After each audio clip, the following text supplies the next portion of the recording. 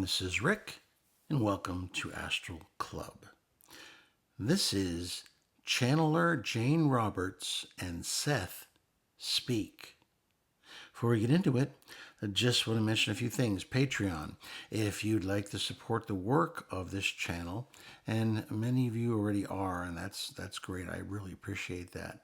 But if you'd like to support the work, you can certainly join Patreon. When you do, you get a chat function where you can speak with everyone else, share your experiences, a direct mail where you can get directly to me, advanced podcasts, ahead of everyone else when I had, before I publish them, and a link in the description if you're interested. Next up, astral projection lessons. If you'd like a lesson to learn how to astral project, be glad to work with you. I've worked with folks now from all over the world. Amazing people. All you have to do is go down to the description. There's an email there. Just ask for more information. And as always, check out the playlists. It's a good way to listen to episodes you may have missed. Okay. Now, Jane Roberts was someone that I was extremely interested in and read all of her books in the early 80s, mostly while I was in school, in college. And I found them very, very evocative and very informative. It made me think. She was born Dorothy Jane Roberts in 1929, and she passed away in 1984. She was an American author and poet who claimed to be a psychic and a spirit medium, channeling a personality who called himself Seth. Her publication of the Seth text, known as the Seth material, established her as one of the preeminent figures in the world of paranormal phenomena. So, when one of the Astral Club members suggested I talk with her, I immediately thought that was a great idea. So, it was just past 3:33 a.m. when I left my body. The hum of reality softened as I phased into the astral. I drifted through the ether toward a soft pulse of energy in the distance, a beacon of deep, ancient wisdom. The coordinates were clear, the Akashic records, a quiet space where thoughts became books and souls wear no masks. I arrived to find Jane Roberts seated at an old oak table, her presence serene yet vivid. Her eyes sparkled with quiet amusement, as though she'd been expecting me. Across from her sat no one, or so it seemed, but I felt him, Seth, the energy behind the words that once shook the foundations of reality for millions. "Welcome, Rick," Jane said, her voice calm but warm. "You project well." I nodded. "Thank you for meeting with me. I was obsessed with your work in the 1980s. I read all your published books. I'm honored to talk with both you and Seth about your work, your books, your philosophy, and Seth's messages, of course." At the sound of his name, the space shimmered beside Jane, and a rich, multidimensional voice filled the air, not spoken, but felt. "Greetings, you have summoned the questions. I am here for the answers." I steadied myself. This was a big deal for me. Interviewing a spirit guide channeled by a deceased mystic was just one of my dreams because, like I said, she was so important to me in the 80s. "Let's start simple," I said. "Jane, when you began channeling Seth, did you know it would become a body of work that would influence metaphysical thought for decades?" She smiled softly. "Not at all. When Seth first came through in December of 1963, I was 2 years old at that time. Rob and I thought it was a curiosity, maybe even something psychological. But the clarity, the intelligence, it became undeniable.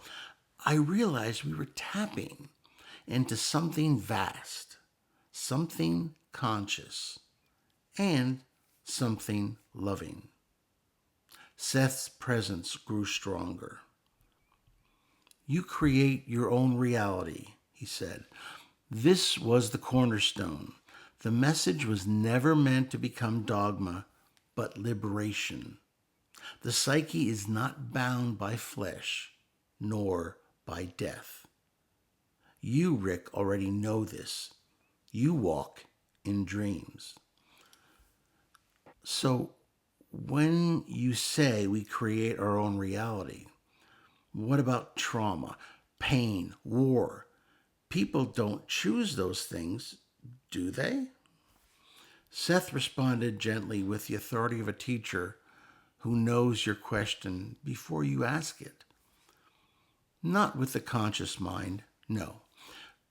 But beneath your awareness, in the layers of the self you often ignore, you choose experience, even the painful, for growth, for knowledge, for contrast.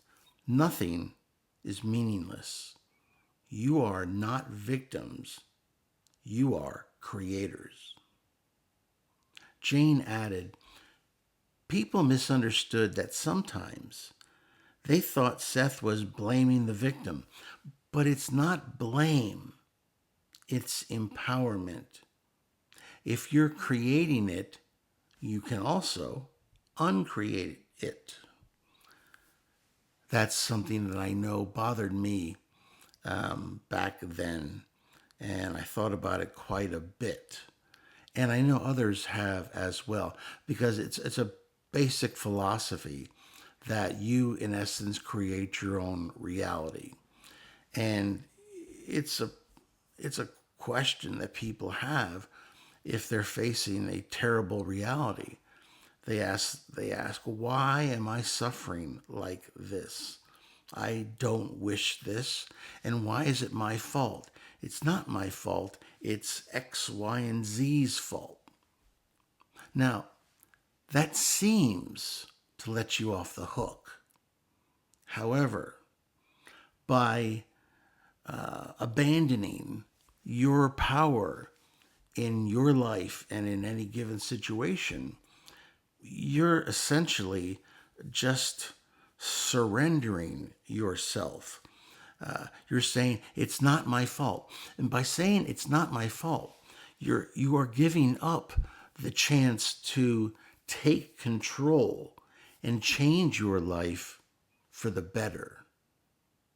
So that was my idea from all of this. Anyway, I leaned in. What about reincarnation? Are we locked in endless cycles of karma?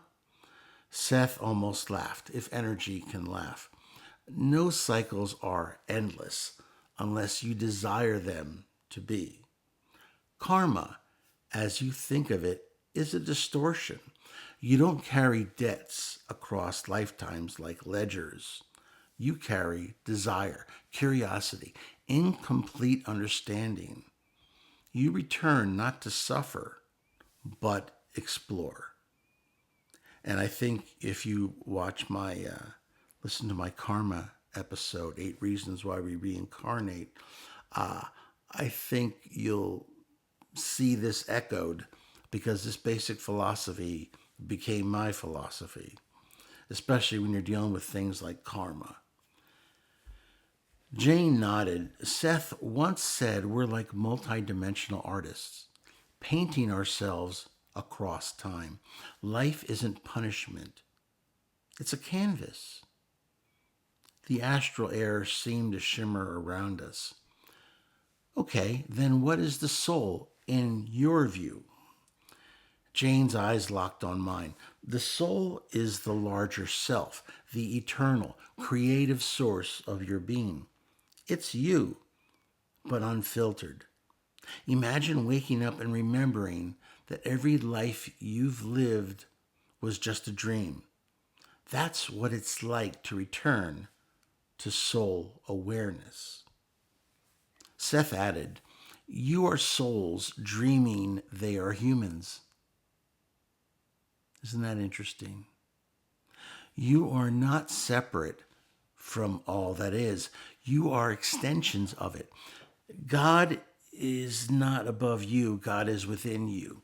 Every thought you think reshapes the cosmos. Now, isn't that an interesting thought? I know it makes my mind kind of grow. I felt the truth of it ripple through me. This was the kind of conversation that restructured your inner architecture. Last question, I said. What would you say to someone today in 2025 who feels lost in a world of chaos? Jane leaned back thoughtful. I'd tell them to turn inward. That's where the signal is. Not in the news cycle or the algorithm. The answers come when you remember you're more than what the world tells you. Seth's final words felt like a transmission. You are not powerless. You are not alone. The universe is not indifferent. It is responsive, intimate, alive with your intent.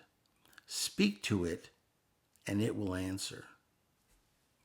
With that, the astral records began to dissolve. Jane stood, smiled, and placed her hand over her heart. Seth's presence faded into the ambient hum of the astral. I returned to my body, heart racing, mind reeling with wonder. This, remember, was a big deal for me. This interview was over, but I think the conversation has only just begun. Okay, well, if you liked that episode, I hope you will hit that old like button. You'll share it with those of like minds. Subscribe if you haven't already. And questions and comments. Did you read Jane Roberts in the past? If so, what did you think about it? Based on this interview, were there any questions that you had? Perhaps about your control over reality? Whether you agree or you don't agree, or you want to give me examples of a time that you seized control over your reality and changed it to suit you? I'd love to read it, and I know everyone else would as well. This is Rick, and I will see you on the astral plane.